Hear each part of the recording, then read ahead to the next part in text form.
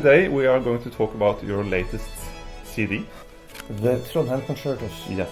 The music on the CD is music that is found in the Gunnerus library in Trondheim, which contains manuscripts from the 18th century that have been contained in Trondheim and most likely been played on the professional musical scene at the time.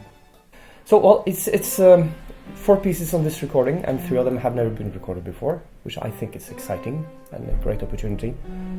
So I am kind of imagining you going into the library and searching for these old manuscripts. Is that the right image I have in my head, or how did it come about? I mean, did you just walk in and started searching for these manuscripts? Well, these manuscripts they're not unknown. They exist in all the databases and catalogs worldwide. So it's no secret that they're there. But the thing is that no one has really made an artistic assessment of the music, and it hasn't really been played, so no one really has been able to tell how good the music is or how interesting it is. And it turns out it is not only interesting, it's also very demanding from a solo violin perspective.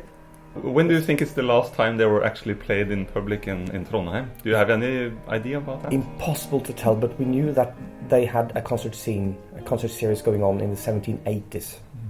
So as late as that, maybe. One of the composers, Johann Henrich Berlin, the son of Johann Daniel Berlin, the Stadtmusikant, who probably owned most of this collection originally. He was an active composer in Trondheim into the 19th century, and he wrote a lot. He wrote 9 symphonies and 6 piano concertos, string quartets, horn concerto, horn sonata, flute pieces, a lot. He wrote a lot. Most of it has been lost, but he is the prolific composer that we don't know about. So much of this music may have been played in his time, but after that we really don't know. So does that mean that the connection between Europe and Trondheim and Norway was stronger than we actually was expecting or thinking before? Absolutely. Trondheim is, well, in some way it is an outpost and has always been, but in another perspective, Trondheim has been a northern center.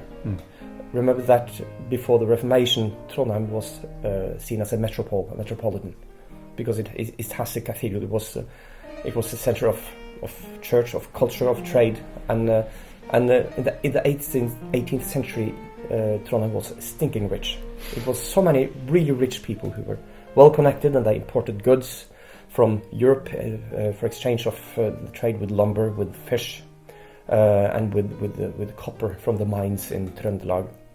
So it was a very wealthy city, and then they were well connected. So it was not far at all. Well, they didn't have internet, but they had boats. So it was not far to travel to Copenhagen or to Amsterdam or to London or Hamburg. It was not far.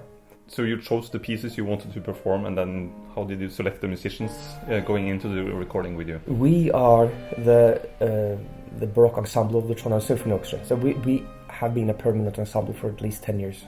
How do you feel you have developed as a musician in terms of your playing style, going from the Tartini project into the Trondheim Concertos?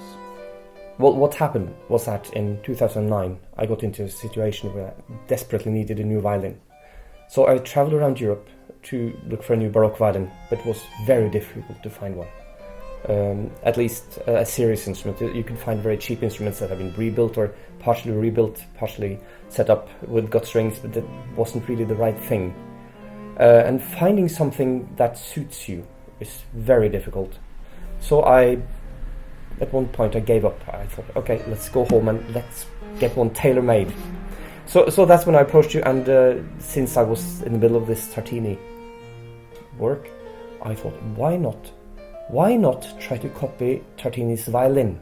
Because I knew about Tartini's violin. It's been known for a while that Tartini was one of the first known violinists to play on a Strad. It's now known as the Lipinski Stradivarius for some reason. Who's Lipinski? I say Tartini is 100 times more famous, but anyway, that's how these things work. because Lipinski was contemporary of Paganini, and that's when real violinists were about. Well, at least we got hold of he who plays on Tartini's violin, Frank Almond, and he was graciously enough willing to send us information and high resolution photos of the instrument, so it was possible to recreate or copy fairly precisely, and that's what we set out to do, and we used what we had of information, you had of information, and also the information I had about setup with strings. We know from Tartini's own records that like what string pressure he had, how his strings he used to play on, and so we can just put all these things into the equations, and miraculously it all worked out. With a pitch 440 instead of 415, which we believe that Baroque violins should be in 415, which is I don't know where that comes from, but we know that in Venice or that area around 1720 something they switched to 440 on the organs and everything. So Tartini would have played his Stradivarius in 440 with a string pressure on a total string pressure equivalent to 30 kilos. Wow, that's a lot. Which is the dominant strings, so the modern dominant strings would be about 18 kilos. So we have this idea that Baroque violins should be less highly strung, but it's rather opposite. Thank you so much for coming, Sigurd. Yeah, it was a pleasure to have you here and talk to you. And you should all go and buy the recording or stream it on your platforms. And see you next time.